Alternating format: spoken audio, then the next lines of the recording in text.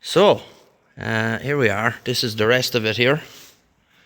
Looking a bit sorry for herself now at the minute, but nothing a bit of TLC won't take care of.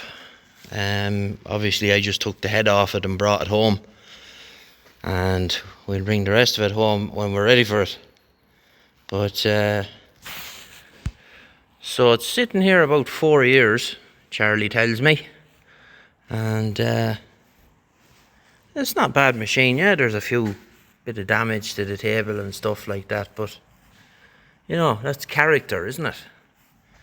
And besides, we'll be putting covers on it, you know, to stop the chips filling up the T-slots. But other than that, she's an honest old girl. And as I said, there's very little backlash in it. She's nice and tight, which kind of compounds like there's nothing there at all, which is very good. Which compounds my suspicion that it spent most of its time drilling. But a clean on its own and a good run of the wire wheel here and there, well, obviously not on the ways or stuff like that, but will do an awful lot for it.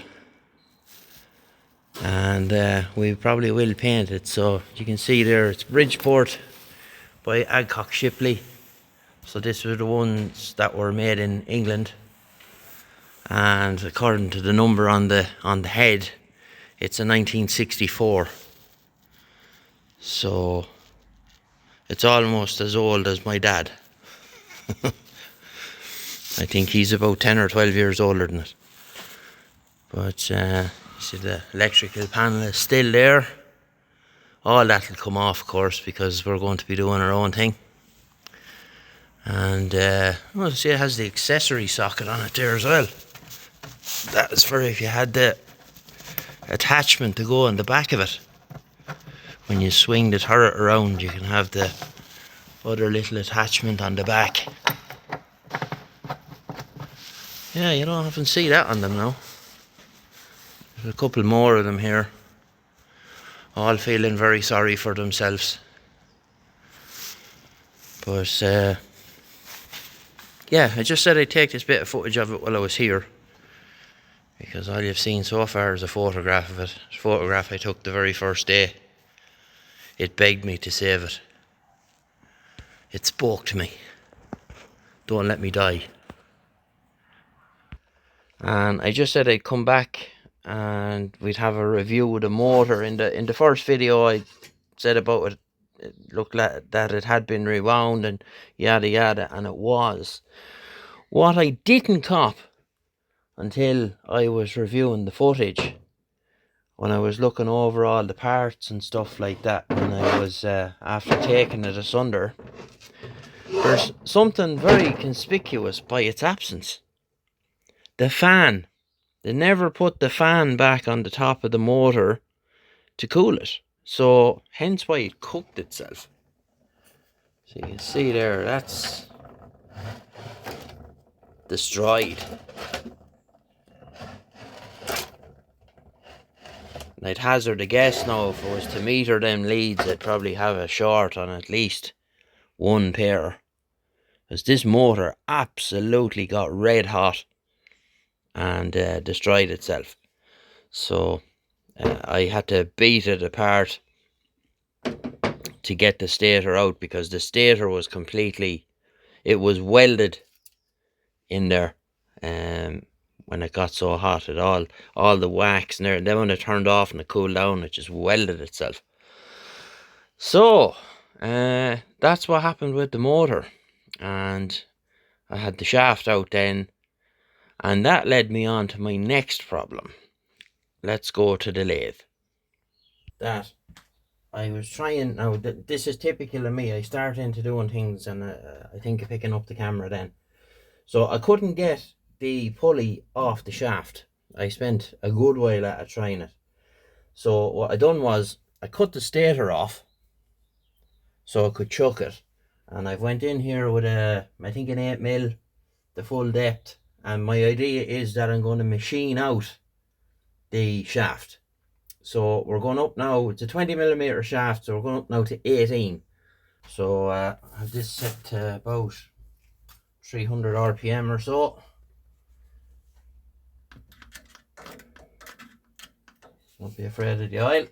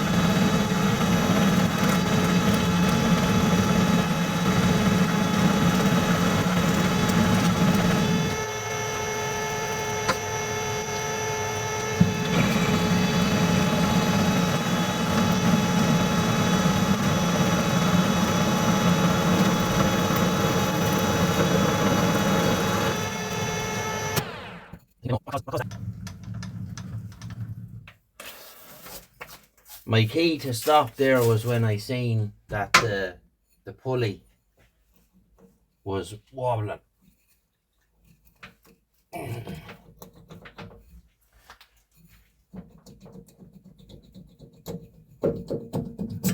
There you go. And there's what's left of the key. So that was a great success. So my plan is now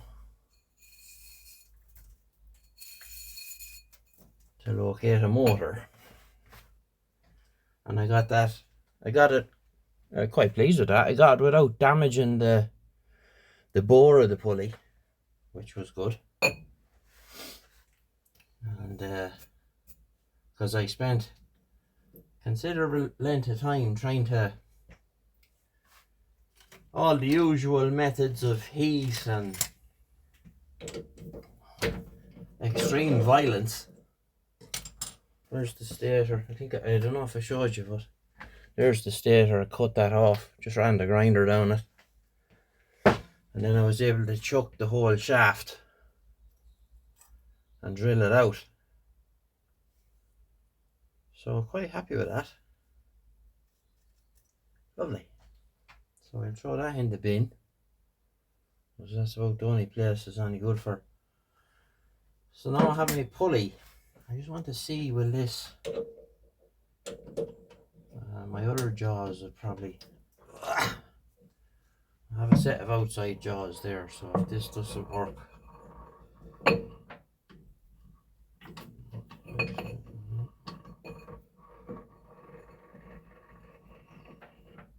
no, she'll grab it.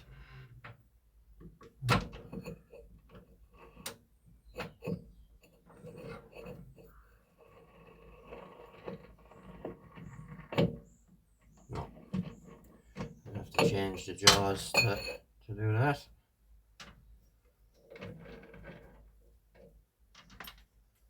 So I have it set here.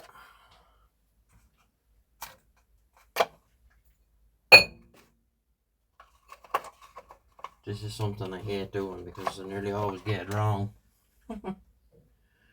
3, 1, 2.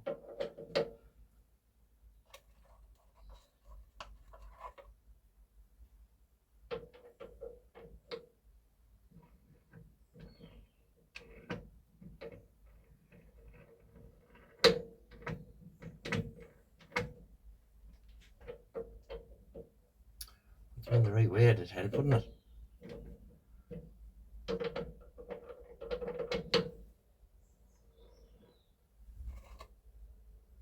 I always have a load of oil in the containers for these things.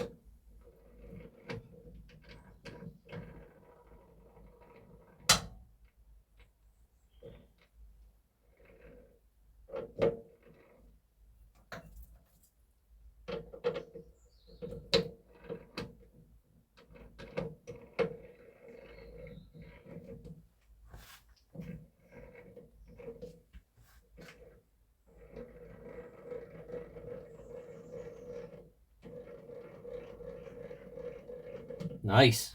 That's my first time to fit them. They were an eBay find. Let's see, can we chuck it this way? I'd like to be able to chuck it this way.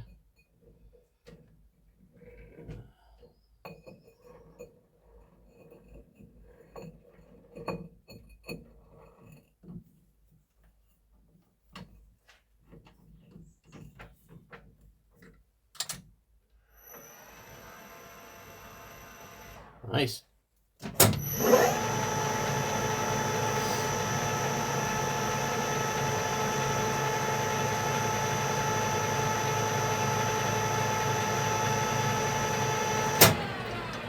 Now, I'm going to leave that there until I locate a motor, just in case I may need to bore that out to a different size to suit whatever motor I get, because I had a good route around over in the lad's place the other day, and to get the motor like what we're looking for, they didn't have any. So my plan is I am considering converting it to take an IEC type motor. I still have the cast plate that sits on top of the belt housing of the Bridgeport, so that'll give me the tensioning ability. So my plan is to make a bit of a frame out of that extruded aluminium stuff I have, the 50mm box section 1, and that stuff is incredibly strong. They have motors hanging off it all over the place in work, driving massive long 200 or 300 meter long conveyors and stuff like that, and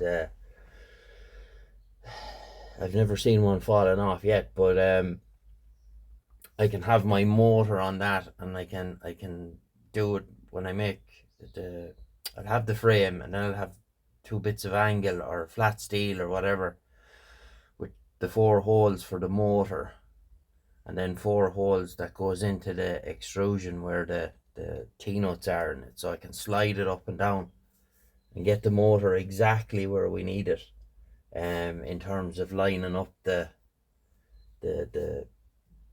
belts with the other pulley, so that everything is running straight. So that's the plan, and we'll leave it there for this video, and we'll get you in the next one. And don't give me a hard time about the way the bit was walking around the place. I need a better chuck. If anybody wants to send me one, I'll take it. But this is only a chuck that it came with the lathe when I bought it, and I know by looking at it, it's a Chinesian special, and it's not very good. The what do you call it? The jaws are not great in it. Like it's a fairly poor chuck, and it's broken here. So like you can see the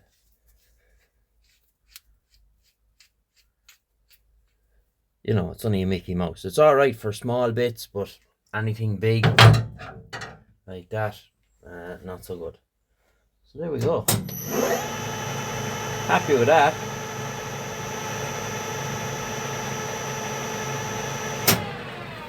As I said, that's my first time to put those external jaws in the chuck, and quite pleased. So anyway, I'm rambling. We'll get you in the next one. Bye bye.